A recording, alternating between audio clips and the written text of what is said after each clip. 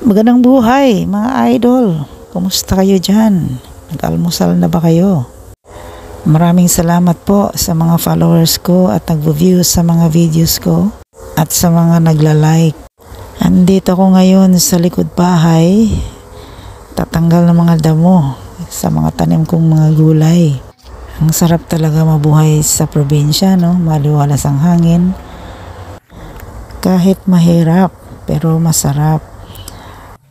Ayan, pipitasin ko na tong talong. At yung iba pa, gaya ng okra.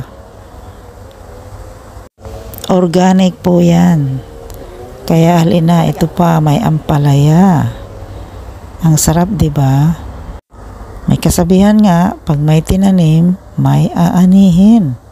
Kaya halina kayo at kayong magtanim din. Ito, meron pang lemon.